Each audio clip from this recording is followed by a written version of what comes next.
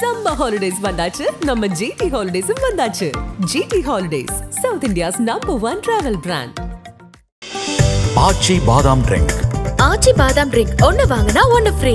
YSR Films Yuvan Shankar Raja தயாரிப்பில் ரியோ ராஜ் நடிக்கும் sweet heart திரையரங்குகளில் வெற்றி நடை போடுகிறது. இந்தியாவுக்கு வழிகாட்டிய பட்ஜெட் பாஜக, அதிமுக, தமிழக வெற்றி கழகம் உட்பட விமர்சனம் பண்றாங்க. இந்த 7ஆம் அறிவு படைத்தவர்கள் சொல்றது உண்மைன்னு வச்சுக்கிட்டா ஒன்றிய பொருளாதாரம் இருக்குல்ல, அதுல தமிழ்நாட்டினுடைய பங்களிப்பு 9.81. அப்ப இதெல்லாம் விஜய் வீட்டு சொத்து, எடப்பாடி வீட்டு சொத்து சொல்றோமா? நம்ம தமிழ்நாட்டை பத்தி எதுவும் தெரியாது, யாரோ எழுதி கொடுக்குறான் பேசிட்டு ஆட்சி சாதனைன்னு சொன்னாவே கடன் வாங்கறதுல சாதனை. தம்பி நீங்க கொஞ்சம் க்ளோஸ்ல கொண்டு வந்துருங்க ராஜா. ஒன்றிய அரசினுடைய டாஸ்மார்க்ல ஊழல் நடந்திருக்கு. இந்த விசாரணை முடிகிறப்ப 40,000 கோடி கூட இருக்கலாம். எப்பா எடப்பாடி, நான் கேட்கறது என்னடா, சொல்றதுல ஒரு நியாயம் வேண்டாம் ராசா. 4,000 கோடியில நீங்க உங்க சம்பந்திக்கு கொடுத்ததாக முகாந்திரம் இருக்குன்னு உயர் நீதிமன்றம் சிபிஐ என்கொயரி கொடுத்தப்போ ராஜினாமா பண்ணாரா? இந்த பட்ஜெட் தாக்கல் செய்யறதுக்கே இந்த அரசுக்கு தகுதி இல்லைங்கிறாங்க வானதி சீனிவாசன். அதாவது ஒரு துறை என்ன சொன்னீங்க? அமலாக்கத்துறை சொன்னதை சொல்ற ஒரு துறை, அமலாக்கத்துறைன்னு சொல்லிட்டு கிடப்பேன். XYZ ஒரு பிரைவேட் பார், XYZ அப்படின்னு சொல்லி ஒரு நிறுவனம் மதுபானம் வாங்கியிருக்காங்க. இதுக்கும் டாஸ்மாக்கு என்ன சொல்றேன்? நீ அந்த 2 நிறுவனத்தில் கேள்வி வரணும். அப்போ இந்த 1500 அப்படிங்கிறத நீங்க எப்படி ப்ரூவ் பண்ணணும்? நம்பர் ஆஃப் பாட்டல்ஸ் எங்கேயோ வித்ததை பிடிக்கணும். தெரியுமா? அதிக கரண்ட் யூஸ் பண்ணியிருக்காங்களா? சிவகுமார் இங்கே வராரு, அன்னைக்கு இருக்கு கச்சேரி, நாங்கள் ஆர்ப்பாட்டம் வைப்போம். உன்ன மாதிரி கூட்டி கொடுக்குற புத்தி இல்லை அவன்கிட்ட. அவன் மாநிலத்துக்கு அவன் போராடுறான்ல, நீ நம்ம மாநிலத்துக்குள்ள போராடி இருக்கணும். மோடி கொடுத்தப்ப நீங்க என்ன சொன்னீங்க? நான் கேட்கறேன், நீ ஆம்பளையா இருந்தா சிவகுமார் ஒத்தைக்கு சந்திப்போம். பவன் கல்யாண் சொல்றாரு, இங்க இருக்கிற படம் டப்பிங் பண்ணி அங்க ஓடி காசு மட்டும் வேணும், ஆனா ஹிந்தி வேணாமா? வெக்கம் கேட்டா பவன் கல்யாணுக்கு கொஞ்சமா.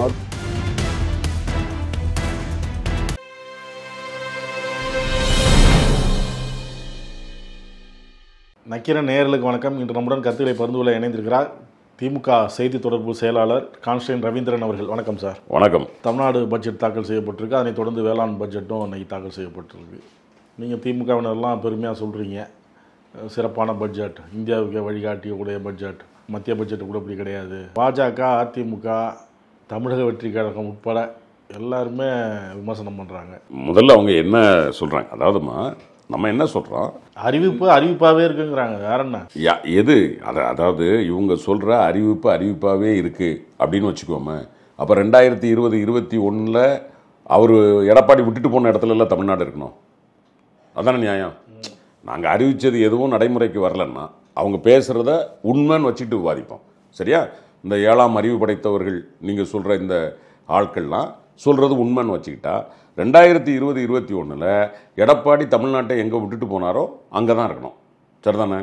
அன்னைக்கு நம்ம 11வது இடத்துல இருந்தோம், இன்னைக்கு நம்ம எத்தனாவது இடத்துக்கு வந்திருக்கோம்? 3வது இடத்துக்கு வந்திருக்கோம். அன்னைக்கு பொருளாதாரத்தில் நம்ம 7வது இடத்துல இருந்தோம், இன்னைக்கு நம்ம 2வது பெரிய பொருளாதாரமாக வளர்ந்துருக்கோம். இந்தியாவில் 2வது மாநிலமாக இருக்கு. 2வது மாநிலமாக இருக்கிறோம். இது நான் சொல்ல, ஒன்றிய அரசு சொல்லுது. நீங்களோ ராஜேந்திரனோ கான்ஸ்டன்டைனோ சொல்கிறதில்ல, ஒன்றிய அரசு சொல்லுது. ரைட், வந்திருக்கிறோம். அடுத்தது, அன்னைக்கு ஒன்றிய பொருளாதாரம் இருக்குல்லையா, ஒட்டுமொத்த உற்பத்தி, அதில் தமிழ்நாட்டினுடைய பங்களிப்பு 6%. ரைட், 5.6 தான். அதுவும் கூட நம்ம பெருந்தன்மையாக 6ன்னு சொல்கிறோம். இன்னைக்கு 9.81, 10%. அப்போ இதெல்லாம் விஜய் வீட்டு சொத்து, எடப்பாடி வீட்டு சொத்து சொல்கிறோமா? நம்ம சொத்தை. ரைட், அதிமுக இங்கே விட்டுட்டு போகும்போது தம்பி பெர் கேபிட்டா இன்கம், PIPன்னு சொல்லுவாங்க, சென்ட்ரல் கவர்மெண்ட்டு. ரைட், அதில் போய் பாருங்கள், 1,62,000 விட்டுட்டு போனாங்க. இன்னைக்கு இந்த 3 வருஷம் முடிஞ்சு 4வது வருஷம், இதுக்குள்ளே 2,78,000 பெர் கேபிட்டா இன்கம், ஒவ்வொரு தமிழனுக்குமான வருமானம் 2,78,000. ஒன்றிய அரசு நிதி ஆயோக் பாராட்டுது. அப்போ இவங்க சொல்கிறபடி நாங்கள் அறிவிப்புலாம் இருந்தால் ரைட்டு. நீங்கள் இன்னைக்கு GR ரேட் நம்ம சொல்லிகிட்டு இருக்கிறோம்ல, நேற்று பாராளுமன்றத்தில் நம்ம எம்பிக்கள் பேசும்போது ஒன்றிய நிதியமைச்சர் நிர்மலா சீதாராமன் அவங்ககிட்ட அதை கேட்குறாங்க. நீங்கள் எங்களுக்கு கல்விக்கு தொகையை குறைக்கிறீங்க, ஆனால் இந்திய அளவில் நாங்கள் 51% GR ரேட் வச்சுருக்கோம், நீங்கள் 24 இருக்கீங்க. ரைட், அப்போ எங்களுக்கு நீங்கள் உதவணும்லன்னு கேட்குறாங்கல்ல. தப்பாக இருந்தால், ஏன்னா சபை அது, இப்போ நம்ம 2 பேரும் பேசுகிறோம்னா முன்ன பின்ன பேசிக்கலாம். பாராளுமன்றத்தில் எம்பிக்கள் பேசும்போது தப்பாக பேசினா உலகமே சிரிக்கும். ஆனால் அங்கே எங்கள் எம்பிக்கள் கேட்டாங்கல்ல, ஒத்துக்கிட்டார்ல நிர்மலா சீதாராமன். அப்போ நாம் 2020-21 இருந்த நிலைமை என்ன? நம்மளுடைய வருவாய் பற்றாக்குறை 36% தம்பி, 36.23%. இன்னைக்கு அதை 26.19. நேற்று சொன்னார்ல, நமக்கு அனுமதிக்கப்பட்ட 29% உள்ளே கொண்டு வந்திருக்கிறோம். ரைட். அப்போ அந்த வருவாய் பற்றாக்குறை குறைஞ்சிருக்குன்னா வருவாயை பெருக்காமலாம் வந்திருக்கு. மாணவர்கள் இவ்வளோ தூரம் படித்து சாதிச்சிருக்காங்க அப்படின்னா அது சும்மா நடந்திருக்குமா என்ன? அப்போ இவங்களுக்கு தமிழ்நாட்டை பற்றி எதுவும் தெரியாது. யாரோ எழுதி கொடுக்குறான், பேசிட்டு டடன் இதில் பேசுகிறதுல உண்மை இருக்கா? தமிழ்நாடு எவ்வளோ வளர்ந்துருக்கு? ரைட். ஒன்றிய அரசே பல பாராட்டுகளை சுகாதாரத்துறையில் உங்களுக்கு நம்ம ஏற்கனவே ஒரு பேட்டியில் நம்ம பேசின ஞாபகம் இருக்கா? குஜராத்தில் இருந்தும் உத்தரப்பிரதேசத்தில் இருந்தும் வந்து அந்த குஜராத்தினுடைய இவர் சொல்லிட்டு போகிறார், அந்த மருத்துவர் குழுவை தலைமை தாங்கினவர், ஒரு ஸ்டான்லி ஆஸ்பத்திரியை பார்த்து ஒரு கவர்மெண்ட் ஹாஸ்பிட்டல் இப்படி இருக்கும்னு நான் கற்பனை பண்ணல சொன்னாரா இல்லையா தம்பி? அப்போ நம்ம வளர்ந்துருக்கோமா இல்லையா? அதாவது தமிழர்களை உளவியல் ரீதியாக இன்ஃபீரியாரிட்டி காம்ப்ளெக்ஸ், ஒரு தாழ்வு மனப்பான்மை உருவாக்குறது. அது நமக்கு எதிரிகள் இருக்கிறாங்க, இன எதிரிகள் அதை செய்யலாம். நம்ம இனம் தலை நிமிர்ந்து நின்றக்கூடாது, ஏறி அடிச்சிடக்கூடாது அப்படிங்கிற பயத்தில். ஆனால் இங்கே கூட இருந்துக்கிட்டே குரல் உலைய கடிக்கிறது இருக்கு பார், காட்டி கொடுக்குற புத்தி, இதுதான் தப்புங்கிறேன். நம்ம இன்னைக்கு இந்தியாவுக்கு லீட் பண்ணிகிட்டு இருக்கோம். தளபதி என்ன பேசுகிறார், மாண்புமிகு தமிழ்நாட்டினுடைய முதலமைச்சர் என்ன பேசுகிறார், நேஷனல் ஊடகம் எடுத்து போட்டு விவாதிக்குதா இல்லையா? அப்போ வேல்யூ இல்லாமல், அந்த அவருடைய வார்த்தைகளுக்கு மரியாதை இல்லைன்னா தூக்கி போட்டு விவாதிப்பான் அவன். ரைட். இன்றைக்கி அவர் பின்னாடி இத்தனை முதலமைச்சர்கள் வர்றாங்கல்ல. நேற்று அவர் சொல்கிறார்ல, நம்ம சித்தாராமையா அவர்கள் உட்பட எல்லாரும் என்ன சொல்கிறாங்க, எங்களுக்கு லீட் பண்ணுறதுக்கான வாய்ப்புகள் சகோதரர் தளபதி மு க ஸ்டாலின் கொண்டு வர்றாரு, தமிழ்நாடு சிஎம். அதில் என்ன இருக்குது, தொகுதி மறுசீரமைப்பு விஷயத்தில் பல முன்னெடுப்புகள் அவர் முன்னெடுக்கிறார். நாங்கள் அதை வழிமொழிகிறோம். இதில் என்ன தவறு? ரைட். அப்போ நான் உண்மையாக சொல்கிறது என்னென்னா தம்பி, ஒரு பாரதிய ஜனதா கட்சி ஒரு இன ரீதியாக தமிழுக்கு இனத்துக்கு எதிரானது, தமிழ் மொழிக்கு எதிரானது, தமிழர்களுக்கு எதிரானது. அவங்க நம்மளை ஒரு தாழ்வு மனப்பான்மையை உருவாக்கலாம், அதுக்கு கைக்கூலிகளை பயன்படுத்தலாம். அவங்க பேசுகிறத நம்ம பொருட்டாக நினைக்க வேண்டிய அவசியம் இல்லை. ஏன்னா நாட்டு மக்களே பொருட்டாக நினைக்கிறது. எடப்பாடி, விஜய் இவங்கெல்லாம் பேசுகிறாங்கன்னா அப்போ இவங்க யார்? திமுக தேர்தல் நேரத்தில் கொடுத்த வாக்குறுதிகளே இன்னும் நிறைவேற்றமாக இருக்குது அப்படிங்கிறாங்க. வேலைவாய்ப்பு விஷயத்தில் இருக்குது, அவங்க எவ்வளோ சொன்னாங்க, இப்போ ஓராண்டுக்குள்ளே அது எப்படி சாத்தியப்படும்? இது அடுத்த தேர்தலுக்கான பிரச்சாரம் தான். நான் என்ன சொல்ல வரேன், 40,000 பேருக்கு நாங்கள் வேலைவாய்ப்பு கொடுப்போம் சொல்லியிருக்கோம்ல பட்ஜெட்டில். அதுக்காக நிதி ஒதுக்கீடு நடந்திருக்கா இல்லையா? இதை தான் பார்க்கணும். நீங்கள் நடந்தால் இந்த வருஷத்துக்குள்ளே அதை பண்ணியாகணுங்கிறதான் விதி பண்ண போகிறோம். இது 40,000 பேரை ரெக்ரூட் பண்ணுறது என்ன தம்பி அவ்வளோ பெரிய விஷயம்? எனக்கு புரியல. நீங்கள் டெஸ்ட் வைக்க போகிறீங்க, ரைட்? தமிழ்நாடு முழுக்க டெஸ்ட் நடத்தலாம். டெஸ்ட் நடத்தி வரிசையாக முதல்ல இருந்து 1ஆம் நம்பர்லேருந்து 40,000 வரைக்கும், அதில் அந்த பிசி எஸ்சி நீங்கள் சொன்னது 3,50,000 சொன்னீங்க. இப்போ என்ன அவ்வளவும் நிறைவேற்றினீங்களா? இல்லை தோல்வின்னு ஒத்துக்கிறதுல என்ன தப்புன்னு கேட்குறாங்க. அதாவது நம்ம நீங்கள் இருக்கிற இடத்துல, நான் அதைத்தான் மீண்டும் மீண்டும் பல இடங்களில் சொல்கிறேன், தளத்திலிருந்து மேலே குதிப்பதற்கும் பள்ளத்திலிருந்து மேலே குதிக்கிறதுக்கும் வித்தியாசம் இருக்குது. நாம் 4 அடி பள்ளத்திலிருந்து 6 அடி மேலே வர்றோம் அப்படின்னா மொத்தம் 10 அடிங்கிறத ஞாபகத்தில் வச்சுக்கணும். நீங்கள் தரமட்டத்திலிருந்தே 6 அடின்னு பேசிகிட்டு இருக்கக்கூடாது. எங்கே இருந்தோம், எங்கே வந்திருக்கோம், அப்போ இருக்கும். நான் சொல்கிறது என்னென்னா, எல்லா அரசாங்கமும் இப்போ அதிமுக நாங்கள் ஒரு மாதத்துக்கு ஒரு 15 நாளைக்கு முன்னாடி தெளிவாக எடுத்து கொடுத்தோம். 560 வாக்குறுதிகள் கொடுத்துருந்தாங்க. 560 540 வாக்குறுதிகள் 2 வருஷமாக, 2011 2016. மொத்தமே அவங்க அந்த 10 வருஷத்துல 247 தான் சட்டமன்றத்தில் அறிவிச்சாங்க. மக்கள் மன்றத்தில் அறிவித்தது 560, சட்டமன்றத்தில் அறிவித்தது 260 270. அதில் ஃபண்டு ஒதுக்கி சட்டமன்றத்தில் அறிவித்ததுக்கு பிறகு தம்பி உங்களுக்கு தெரியும் 3 ப்ராசஸ். ஒன்று மக்கள் மன்றத்தில் நாம் கொடுக்கிற வாக்குறுதி, அதன் பிறகு அந்த வாக்குறுதிகளை எடுத்து அரசாணையாக வெளியிடுவது ஒன்று, அரசாணை வெளியிட்ட பிறகு அதற்கான நிதி ஒதுக்கீடு செய்து அதை நடைமுறைப்படுத்துவது. இந்த 3 தான் விஷயம். இதில் அவங்க 570 கொடுத்துருந்தாங்க, ரைட்? 2 தேர்தலையும் சேர்ந்து 2 தேர்தல் அறிக்கையில். கடைசியில் அதில் 270க்கு அரசில் அறிவிச்சாங்க. ஜெயலலிதா அம்மையார் உட்பட எடப்பாடி உட்பட அறிவிச்சாங்க. ஆனால் அதில் கூட 230 திட்டங்களுக்கு தான் நிதி ஒதுக்கீடு நடந்திருந்தது. மீதியை பூரா நாங்கள் தான் வந்து செஞ்சுக்கிட்டு இருந்தோம். அப்போ நீங்கள் கொடுத்ததில் 50% கூட நீங்கள் நிறைவேற்றலை, ரைட். ஆனால் நாங்கள் இன்னைக்கு 80% அதிகமாக நாங்கள் நிறைவேற்றியிருக்கோம். நாங்கள் என்னென்ன திட்டம் நிறைவேற்றியிருக்கோங்கிறத மாண்புமிகு முதலமைச்சர் சட்டமன்றத்தில் படித்தார். எடப்பாடி இருக்கும்போது தான் படித்தார். அப்படி இருக்கும்போது இருக்கு. நான் இன்னொன்று என்ன சொல்ல வரேன், நாங்கள் கொடுத்ததையெல்லாம் நிறைவேற்றி விட்டோம் சொல்லலை, அதிகம் செய்திருக்கிறோம். மக்களுக்கு நேரடியாக பயன் தரும் வகையில் பெரும்பாலான திட்டங்கள் இல்லை. அதனால் 2026 மக்கள் பதிலடி கொடுப்பாங்கங்கிறாரு தமிழக வெற்றி கழகம் தலைவர்.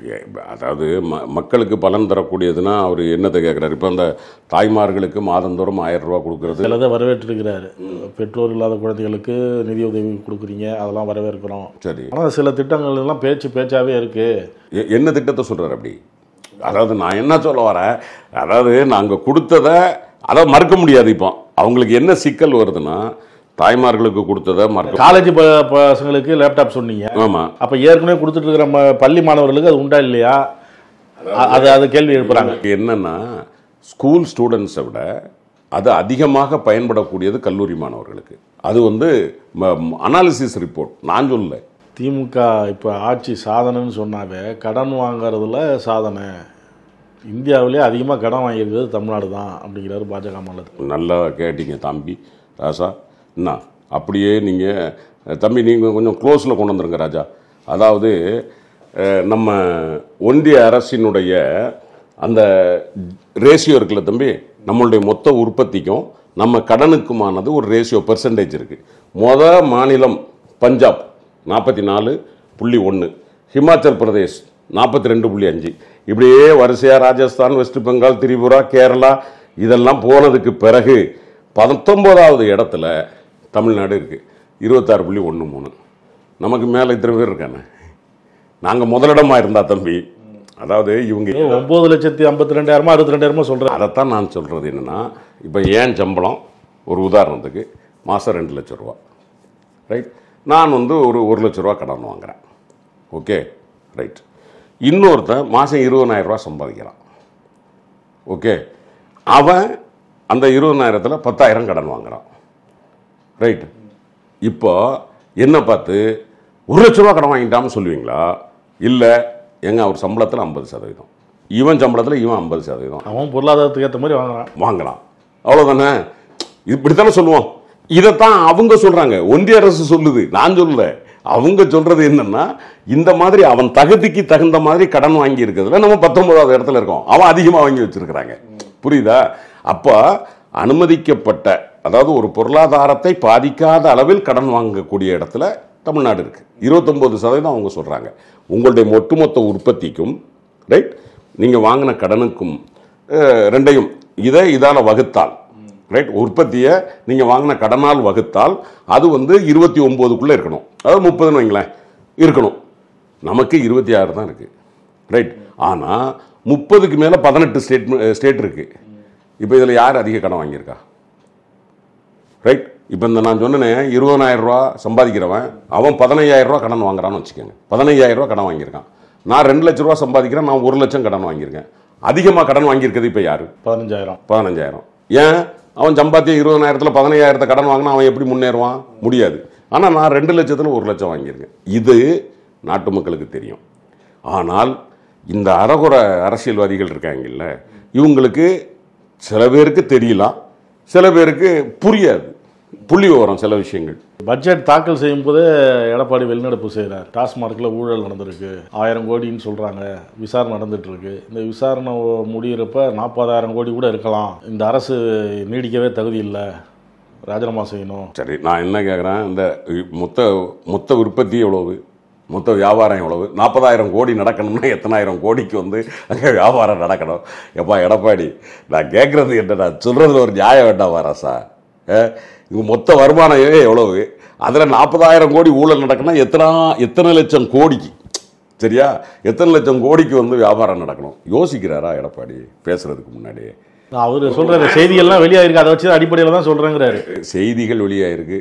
ஏங்க, உயர்நீதிமன்றம் சிபிஐ என்கொயரி உங்கள் மேலே கொடுக்கலாம், உங்களுக்கு முகாந்தரம் இருக்கிறது, 40,000 கோடி நீங்கள் வந்து ஊழலுக்கு இருக்கீங்கன்னு சிபிஐ சொல்லிச்சா இல்லையா? நம்ம 2 பேரும் விவாதிச்சோமா இல்லையா? சிபிஐ சொன்னதுக்கு இவர் எதிர்த்து சுப்ரீம் கோர்ட் போனாரா இல்லையா தம்பி? 4,000 கோடி. 4,000 கோடி சரி, 4,000 கோடினே வச்சுக்கோமே, 4,000 கோடி போனார்ல, நீங்கள் கேட்டிங்களா இல்லையா? உச்சநீதிமன்றம் தடை வச்சுச்சா இல்லையா? ரைட். அப்போ 4,000 கோடியில் நீங்கள் உங்கள் சம்பந்திக்கு கொடுத்ததாக முகாந்திரம் இருக்குன்னு உயர்நீதிமன்றம் சிபிஐ என்கொயரி கொடுத்தப்போ ராஜினாமா பண்ணாரா? விவாதிச்சாரா? இன்னொன்று, அவர் ஒரு முன்னாள் முதலமைச்சர், நான் மதிக்கிறேன். ரைட். என்னைக்காவது நிதிநிலை அறிக்கையை நிறுத்திட்டு ஏதாவது நம்ம விசாரிச்சிருக்கோமா? இது வரைக்கும் விவாதிச்சிருக்கோமா? அப்போ இது முறையா? நான் கேட்குறது மற்ற நடவடிக்கைகள் வேற. எவ்வளவு நடவடிக்கை இப்போ மானிய கோரிக்கை நடந்துகிட்டு இருக்கு இல்லைங்க, மானிய கோரிக்கையை நிறுத்துங்க, நாங்கள் பேசணும், கேட்கலாம். பட்ஜெட்டை நிறுத்திட்டு யாராவது விவாதிக்க கேட்பாங்களா? இது ஒரு ஒரு முதிர்ந்த அரசியல்வாதிக்கு அழகா? நான் கேட்குறேன். யார் கேட்டாலும் தப்புங்கிறேன் நான். நிதிநிலை அறிக்கையை ஒரு தேதி நம்ம முன்னாடி கொடுத்துருக்கோம், உங்களுக்கும் அறிவிப்பு கொடுத்துருக்கோம், இத்தனாம் தேதி நடக்குதுன்னு. அப்போ அவரை அப்போ ஒன்று சபாநாயகர் சொல்கிறார், ஏங்க இன்னைக்கு நாளைக்கும் எதையும் நம்ம எடுக்கலைங்க, 2 பட்ஜெட்டு முடிச்சுட்டு நம்ம திங்கக்கிழமை அடுத்த இதில் தொடரலாம் சொல்கிறாருல்ல, ஏன் உட்கார மாட்டேங்கிறீங்க? இன்னைக்கு அமைதியாக இருந்தான் தரேன். அதான் நேற்று போனதுக்கு அப்புறம் சொல்லியிருப்பாங்க, அவமானப்பட்ட கதையாயிடுச்சு மக்கள்கிட்ட. உங்களுக்கு வந்து இந்த தெரியுதான்னு தெரியல, ஒரு மாதிரி அநாகரிகமாக பார்க்குறாங்கன்னு இருப்பாங்க. கொஞ்சம் யாராவது அங்கே கொஞ்சம் அந்த சூடு சோரணம் உள்ளவங்க இருப்பாங்கல்ல. இந்த பட்ஜெட் தாக்கல் செய்யறதுக்கே இந்த அரசுக்கு தகுதி இல்லைங்கிறாங்க வானதி சீனிவாசன். என்னவா? டாஸ்மாக் ஊழல் இந்த மாதிரி அமலாக்கத்துறை வந்து சோதனை பண்ணியிருக்கு, செய்தி இந்த மாதிரி வெளியே வந்திருக்கு. அதுக்கப்புறமும் இந்த அரசு நீடிக்கிறதும் தப்பு, இந்த பட்ஜெட் தாக்கல் செய்கிறதே தவறு அப்படின்னு. அதாவது ஒரு துறை என்ன என்ன சொன்னீங்க? அமலாக்கத்துறை சொன்னதை சொல்ற ஒரு துறை. என்ன பொறுத்த வரைக்கும் அதான் வச்சுக்கலாம்னு வச்சுக்கிறோம். அமலாக்கத்துறைன்னு ஏன் சொல்லிட்டு ஒரு கட்சிக்கு மாநில தலைவர் அவர் சொல்லி அடுப்பட அவர் இந்த மாநிலத்துக்குள்ள சொல்ற மாதிரி தானே அமலாக்கத்துறை வந்து சொல்லிட்டு போகுது. இது 1000 கோடின்னு உடனே அது 1000 கோடின்னு சொல்லுது. இவர் சொன்ன உடனே அவங்க வந்து சொல்லிட்டு போவாங்க. நம்ம அமலாக்கத்துறைக்கும் நல்ல ஒரு உறவு இருக்குது. அது மாமா மச்சம் உறவாக இருந்து நமக்கு அதை பற்றி பிரச்சனை இல்லை. இப்போ வானதி அக்கா பேசினாங்க, ஏன்னா கொஞ்சம் விவரமான ஆள். சரி, இந்த சிஏஜின்னு ஒரு ரிப்போர்ட் வந்துச்சு. ரைட். 1 கிலோமீட்டர் ரோடை 256 கோடியில் போட்டிருக்கதாக சிஏஜி ரிப்போர்ட். தம்பி, வாய் வழக்கம் இல்லை. அந்த சிஏஜி ரிப்போர்ட் அதிகாரிகளை தூக்கி எங்கே போட்டீங்க? நீங்கள் நடத்தலாமா? அதாவது அதெல்லாம் விடுங்க, இப்ப கரண்டா இப்ப வந்ததுக்கு பதில் சொல்லுங்கிறாங்க. அவங்க கேட்கறது என்னன்னா, சிஏஜி ரிப்போர்ட் கொடுத்து இதுல வந்து இன்னொன்னு சொல்றேன். ரைட். அவங்க சொல்ற வாதத்துக்கு வரேன். 1000 கோடின்னு சொல்றீங்கல்ல ஊழல்னு, என்ன அனுமானம், எதுல எவ்வளவு, ஒரு அனுமானத்தை சொல்லணும்ல. இவங்க சொல்றதுல நல்லா பாரு, மக்களுக்கு புரியட்டும். என்ன அப்படின்னா தானே நம்ம பிள்ளைகளுக்கும் தெரியணும். எதிராக இருக்கிற சொல்றது என்னன்னா, 1000 கோடின்னு அமலாக்கத்துறை சொல்லி ஒரு செய்தி வெளியாயிருக்குன்னா தமிழக அரசு இதை குறித்து ஏன் பதில் சொல்லல? தமிழக அரசு ஏன் அப்படின்னு கேட்குறாங்க அவங்க. செந்தில் பாலாஜி அவர்கள் மிக தெளிவாக விளக்கம். நீங்கள் கண்ணையும் வாயையும் மூடிட்டீங்கன்னா அதுக்கு நாங்கள் பொறுப்பு கிடையாது. செந்தில் பாலாஜி அண்ணா தெளிவாக விளக்கம் சொல்லிட்டாரு. என்ன சொல்லியிருக்காரு? சொன்னதுக்கு நாங்கள் கேள்வி எழுப்புனதுக்கு அப்புறம் சொல்லியிருக்கிறாருங்கிறாங்க.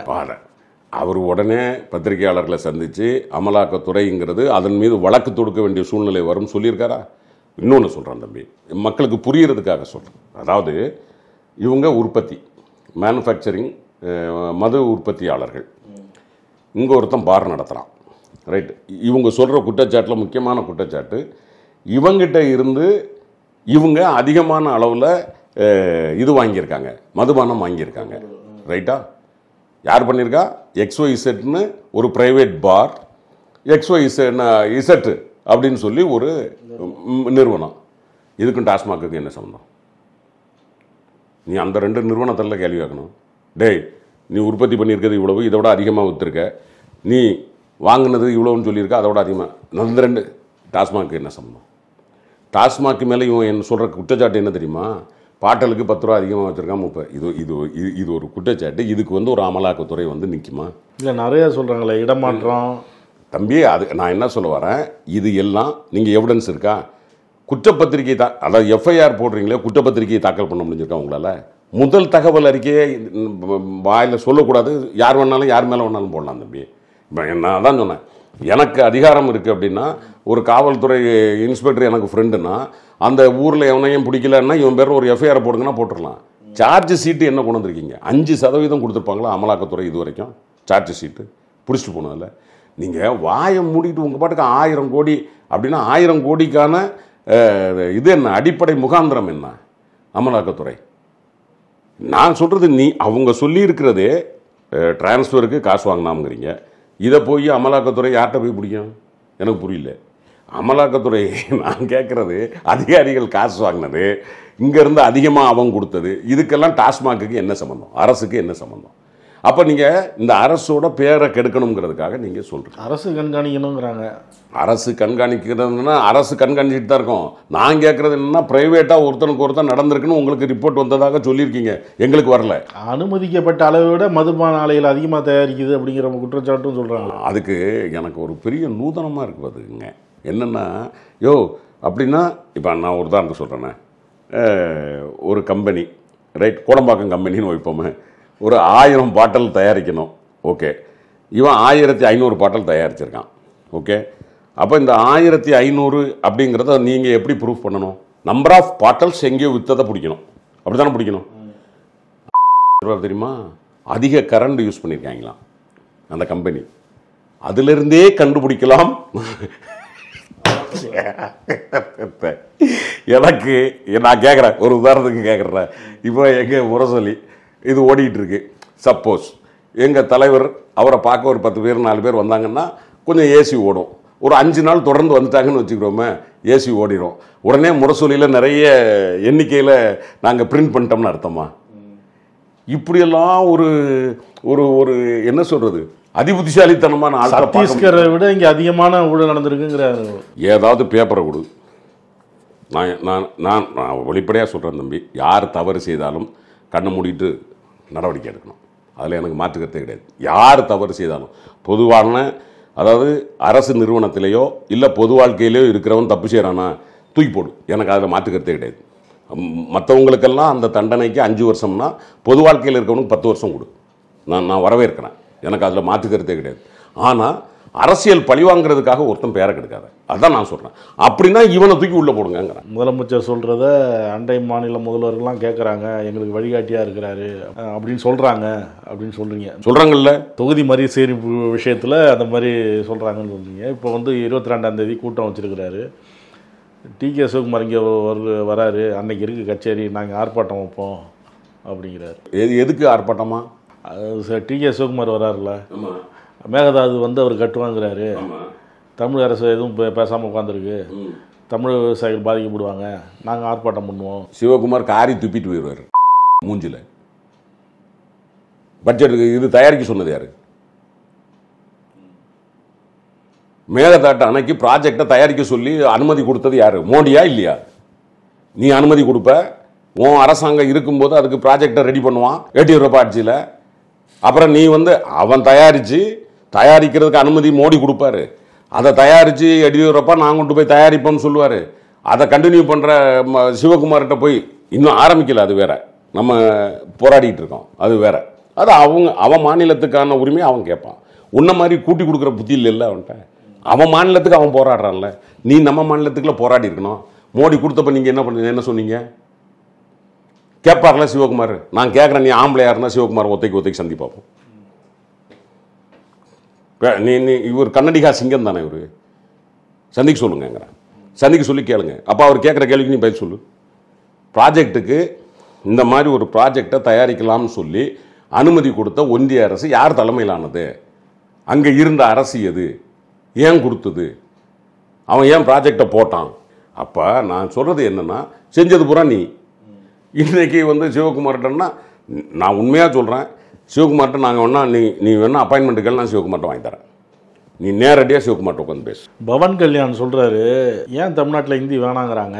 உத்தரப்பிரதேசம், பீகார், சத்தீஸ்கர்லேருந்து வேலை செய்ய ஆள் வேணும், ஆனால் இவங்களுக்கு ஹிந்தி வேணாமா? இங்கே இருக்கிற படம் டப்பிங் பண்ணி அங்கே ஓடி காசு மட்டும் வேணும், ஆனால் ஹிந்தி வேணாமா? அந்த காசு மட்டும் வேணும் உங்களுக்கு. இனிமேல் தமிழ் படத்தை ஹிந்தியில் டப் பண்ணாதீங்க. இந்த மாதிரிலாம் போனால் பிரச்சனை தான் வரும். வெக்கம் கேட்டாங்க. பவன் கல்யாணுக்கு கொஞ்சமாவது மொழிமான இனமான இருக்கா? அவனுக்கு எல்லாமே தேசிய மொழிங்கிறாரு அவர். தேசிய மொழி தெலுங்கை கொண்டு பேச சொல்ல டெல்லியில். பவன் கல்யாண தெலுங்கில் போய் டெல்லியில் போய் தெலுங்கில் பேச சொல்லு. உண்மையாக சொல்கிறேன் தம்பி, யதார்த்தமாக பார்த்தீங்கன்னா அதிகமான மக்களுக்கு தாய்மொழிங்கிறதுல தெலுங்கு இருக்குது. ரைட், நான் பவன் கல்யாணுக்கு சேலஞ்ச் பண்ணுறேன், நீ டெல்லியில போய் தெலுங்குல பேசிட்டு வாங்க. கூட்டணியில் இருக்கார. அதான் சொல்றேன். அதனால தானே இந்த வக்காலத்து. இல்லைன்னா மானமும் ஈனமும் சூடு சொரணை இருந்தா அப்படி சொல்லுவாங்களா? ஹிந்தியை தம்பி நம்ம ஒரு மொழிங்கிறதுக்காக எதுக்கலை. நீங்கள் நல்லா ஞாபகத்தில் வச்சுக்கோங்க. அன்னைக்கே ஐயா பெரியார் சொன்னார், தமிழ்நாடு நம்ம எல்லாரும் ஒன்றா இருந்தோம்ல, சென்னை மாகாணம் 56க்கு பிறகுதான் அந்தந்த மாநிலங்கள் பிச்சுக்கிட்டு போகுது. 56க்கு முன்னாடி ஹிந்தியை 38ல் கொண்டு வரும்போதும் சரி, 46ல் திரும்ப பழையபடி கொண்டு வரும்போதும் சரி, தெலுங்கானா எதிர்க்கலை. அன்னைக்கு நம்ம கூட இருந்த ஆந்திரா எதிர்க்கலை, நம்ம கூட இருந்த கன்னடா எதிர்க்கலை, நம்ம கூட இருந்த கேரளா எதுக்கலை, நம்ம கூட இருந்த ஒடிசா எதுக்கலை. நம்ம மட்டும்தானே எதிர்த்தோம். ஏன்? நமக்கு தெரியும் இந்த மண்ணுக்கான பூர்வ குடிகள் நமக்கான பண்பாடு வேற, நம்ம மொழி தனிச்சு நிற்கும். தம்பி, இவங்க எல்லாருக்கும் என்ன ஒன்று தெரியலன்னா, தெலுங்கு மொழியில் உள்ள மொழியியல் அறிஞர்கள், மலையாளத்தில் உள்ள மொழியியல் அறிஞர்கள் இவங்கெல்லாம் என்ன சொல்றாங்கன்னா, தெலுங்குலையோ மலையாளத்திலேயோ கன்னடத்திலேயோ இருக்கிற அந்த இது இருக்கு பாருங்க, சமஸ்கிருத வார்த்தைகள், அது சம்பந்தப்பட்ட அந்த வார்த்தைகளை பிரிச்சுட்டா கடைசியா நிக்கிறது தமிழ் தான் நிற்கும். அப்போ என் மொழி தனித்து இயங்கக்கூடிய வல்லமை பெற்றிருக்கிறது. உன் மொழி அடுத்தவங்கிட்ட இரவல் வாங்கி போயிட்டு கொஞ்ச நாள் போச்சு அப்படின்னா, நம்ம ஏற்கனவே முதலமைச்சர் சொன்னார் 27 மொழிகள் காணாம போயிரு. ராஜஸ்தானி பேசுறவங்களே ஏறத்தாழ பாதி அளவுக்கு மேல குறைஞ்சிருக்காங்க. எல்லாரும் ஹிந்தி பேச ஆரம்பிக்கிறோம். இன்னொரு காலத்தில் ராஜஸ்தான் இல்லாமல் போகும். ஆனால் இந்த மண்ணில் கடைசி வரைக்கும் இந்த தமிழ் மொழி இருந்துக்கிட்டே இருக்கும், பேசிக்கிட்டே இருப்போம் நாங்கள். அப்போ நாங்கள் ஹிந்தியை நீங்கள் நினைப்பதை போல மொழி நினைக்கல. இப்போ பவன் கல்யாண் கேட்குறாரு, அங்கேருந்து நாங்களாக கூட்டம். பவன் கல்யாணுக்கு அறிவு இருந்தால், நிர்வாகத்தின்பால் அவருக்கு சிந்தனை இருந்தால், அந்த மாநிலத்தில் இருக்கிறவன் ஏன் இங்கே வாரான்? இந்த மாநிலத்தில் இருக்கிறவன் இந்த வேலையை பார்க்க மாட்டேங்கிற அளவுக்கு ஏன் வளர்ந்துருக்கான்? புரியுதா தம்பி உங்களுக்கு?